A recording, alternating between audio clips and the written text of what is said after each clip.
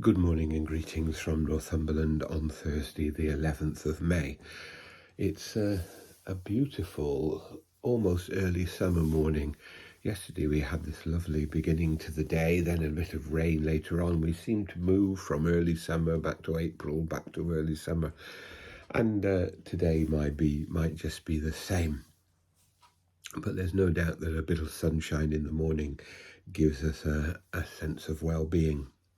We continue in our Gospel readings today to read through St. John and St. John chapter 15. Today we only have 3 verses John chapter 15, verses 9, 10 and 11. But they are very, very powerful verses. I'll read them to you. As the Father has loved me, so I have loved you. Abide in my love. If you keep my commandments, you will abide in my love, just as I have kept my Father's commandments and abide in his love. I have said these things to you, so that my joy may be in you and your joy may be complete. Yesterday in my reflection and then in the sermon I was speaking about this bond, this graft, by which we are rooted in the vine and we are rooted in the love of God. And there's a virtuous circle here. As the Father has loved me, so I have loved you. Love finds its source in God, and Jesus tells us to abide in love. And then he tells us to keep the commandments.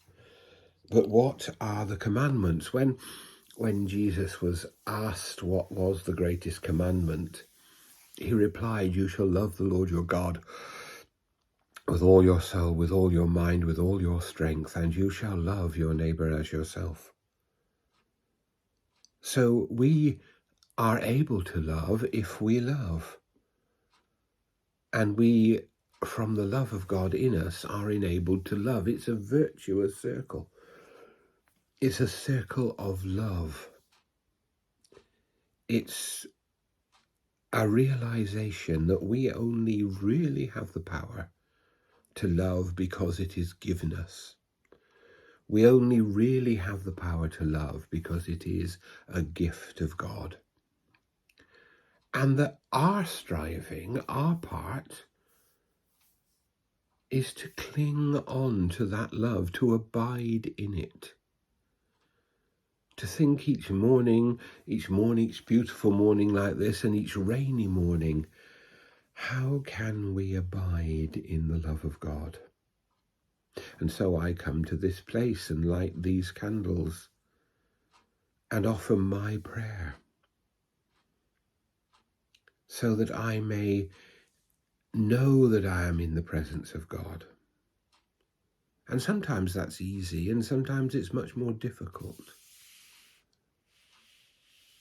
But whether easy or difficult to begin, it bears the same fruit.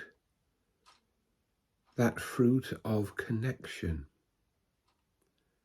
Connecting with God's love, abiding in God's love, placing ourselves consciously in the presence of the one who loves us and who will give us life and love. May God today help us to abide in his love.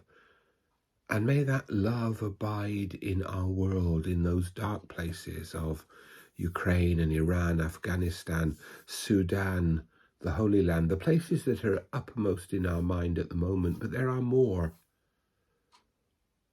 Many places where God's love must abide and must change us. May God bless us all today and always.